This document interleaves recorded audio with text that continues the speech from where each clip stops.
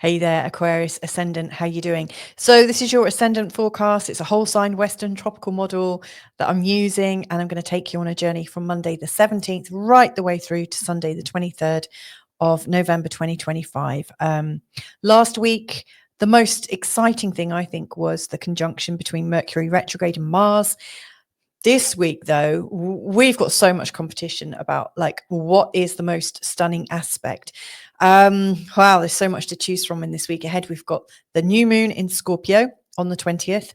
We've also got a Mercury Cazimi on the 20th, which is pretty well, it's unusual to have a Cazimi and a new moon at the same time. Literally, you know, in a very, very short space of time between them. It's also a retrograde Cazimi, so the energy is just so more intense and internalized. There's some really big, deep things going on.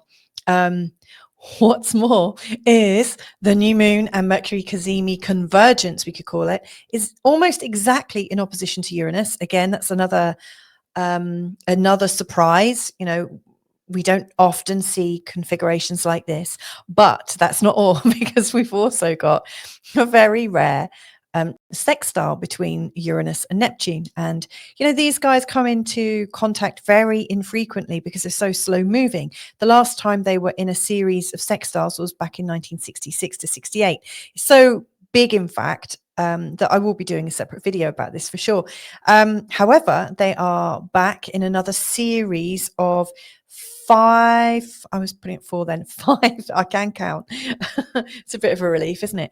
5 sextiles between August of this year. We've already had the first and the last one, which is in 2027.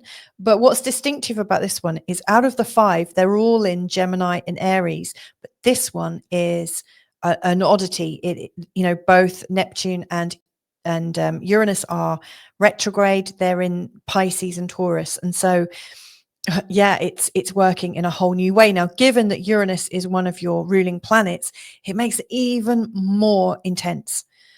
So it's time to bring up the charts, isn't it? This, I do think, is one of the most revealing weeks, you know, of the year. So let's dive in.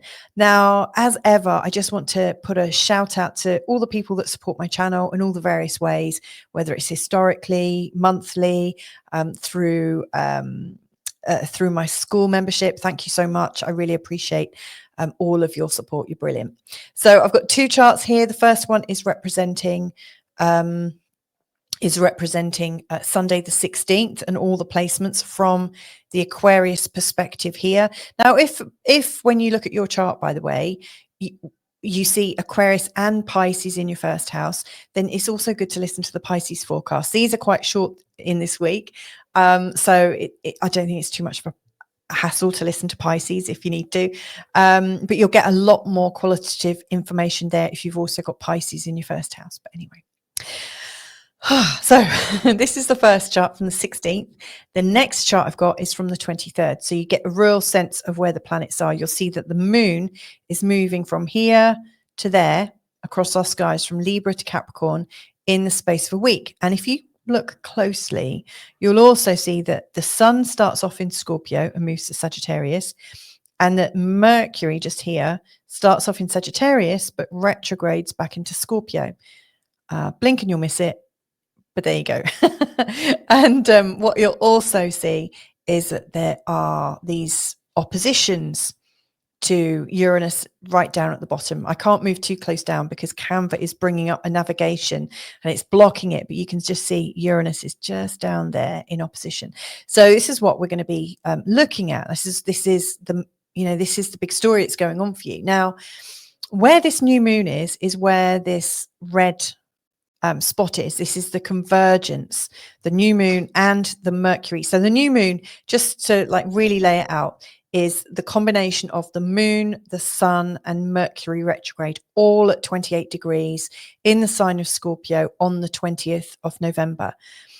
It's my nan's birthday, actually. And they're all going to be there, and they're in the 10th house of your birth chart. Now, the 10th house is about your career. It's about your standing in the world. It's about you maybe as an authority figure, It's also about the legacy you're wanting to leave behind, or even like share in the world right now. There's a lot about your inner authority, your inner status, also about being a parent, or it can also show parent issues coming up as well. But anyway, this is all about your outer world and the world that you stand up in. Where Uranus is right now is in the 4th house, which is representing your childhood family home, the home you've created right now, and your family. And so the conflict really is coming from Uranus in the home, really showing that there's still some things to shake up and move around. This is a very private and hopefully comforting place. But I do recognize that when Uranus goes through the 4th house, because I've had this happen in my life, he was there from 2018 up until the 7th of July. Then he moved into here. And he was there up until last week. And now he's back here for the next 6 months. And then he'll be out of there for the rest of your life. And unless you live, way beyond another 90 years or so, like for him to, well, less than that, but for him to make a whole other loop, it would take a long time for him to come back. It's unlikely to happen unless, we change the way we're living. So, what I'm saying here is Uranus has probably kicked your ass a little bit while he's been in your 4th house from 2018 until this year in particular. However, now he's buggering off and he's giving you a bit of a break.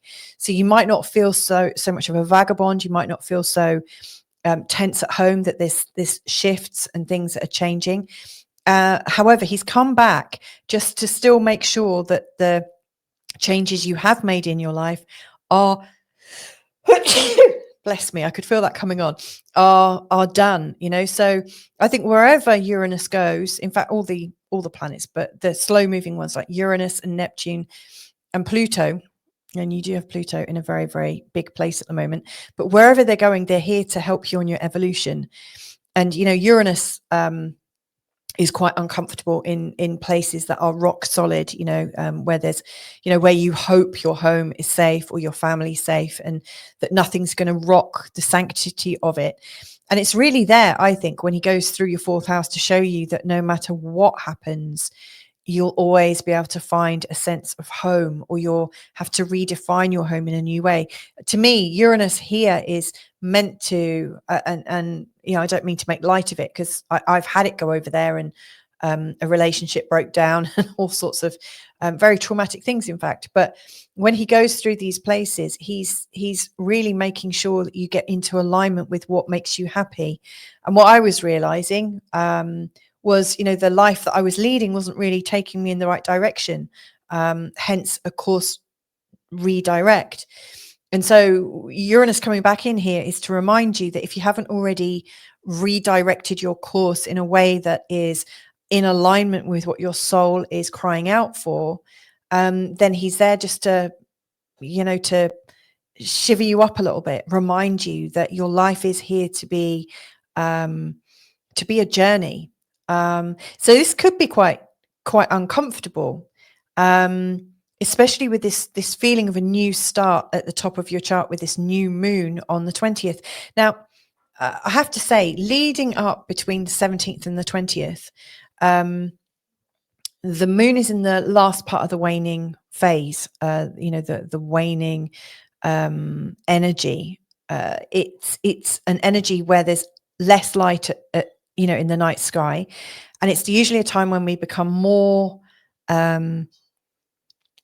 quiet, introverted, unfiltered, like we drop all the acts, all the masks come off, we become more instinctive, we let go of the noise, we let go of the mess, we just kind of go deep inside. And this is a time for real emotional honesty, self-trust, absolutely self-trust. We absolutely have to listen to what's going on internally and follow our instincts.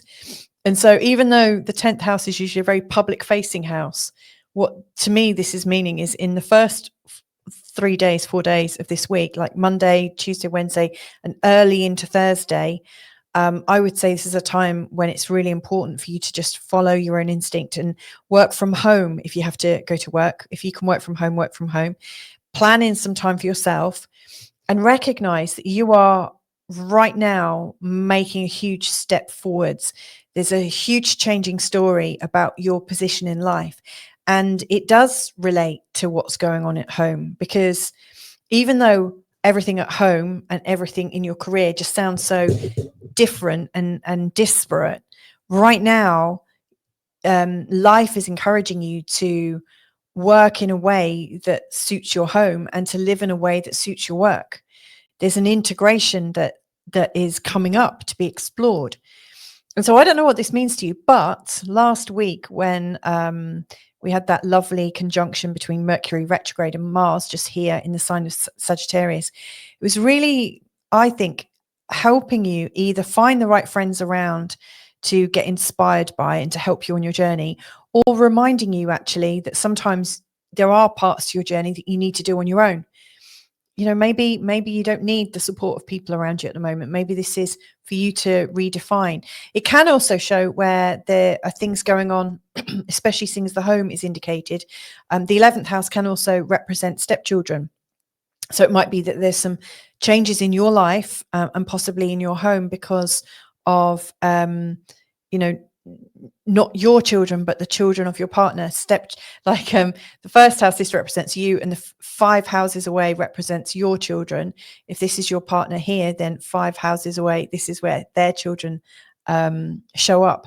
So this is really an interesting time where you're reevaluating where you've got support in your life, and also considering like how to redesign your life that's going to integrate your work and your home in a much more authentic way.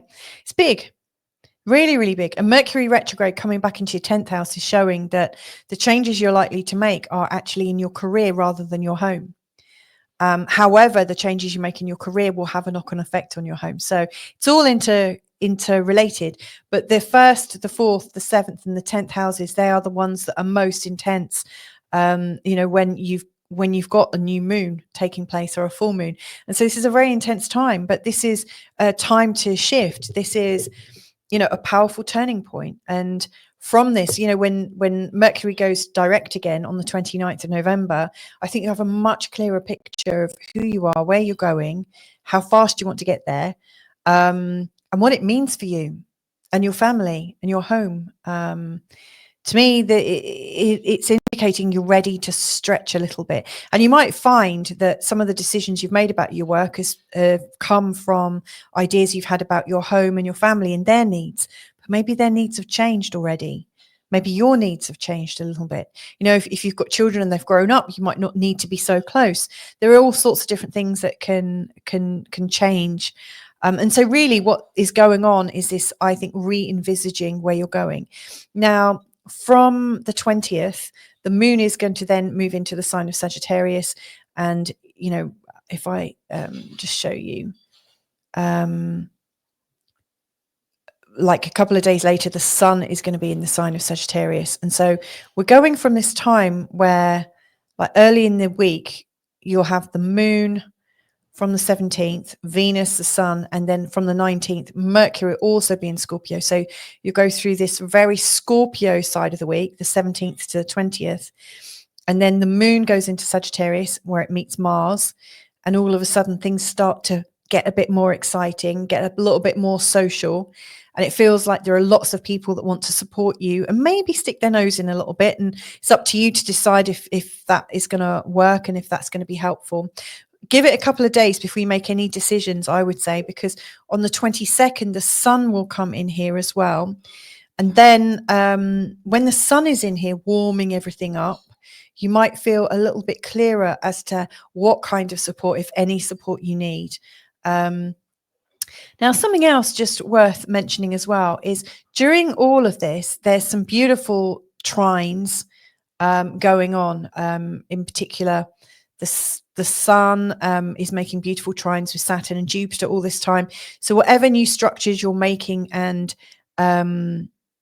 changes, I think they're going to be a lot more stable. They'll create a stability that you can grow from, because Jupiter's all about expansion and Saturn is all about the stability. So I think whatever you need at home is going to have a much more informed stability for you and your family. Yeah, sometimes we might just find the structures we've built just aren't as steady, and we need to kind of take it back a little bit, but build in something much more unique, much more thoughtful, and something that's going to go the distance. And so I love that. And then Venus and Mercury retrograde are all in these trines as well. Beautiful, beautiful astrology we've got there. So yes, this is definitely a strong time. As we come into the end of the week, we've got the sun in a beautiful sextile to Pluto. And so I think you'll start to feel very, very empowered by the 23rd. And I feel like whatever you're going through in this week ahead, it's changing your vision, and the innovation that you might need to create based on your new vision is going to take you on a journey. It's almost like there's a revelation leading you to a liberation. So I don't know what it means, and I'd love for you to share. If you've got something you want to share in the comments, just let me, I'd love to give you the thumbs up and say, oh, that sounds so exciting. But anyway, that's how it's looking for the week ahead. Now, we're coming up to Christmas, and the new year will be upon us in no time. If you are looking to go even deeper, maybe look at your actual personal chart, then just look at all my deals below. Just click on the link and it will take you there. If I can help you, I will do. But it's there if you need it. So have a fabulous week ahead. Have a really inspired and enlightening new moon, and hopefully catch up with you all soon. Lots of love. Bye for now.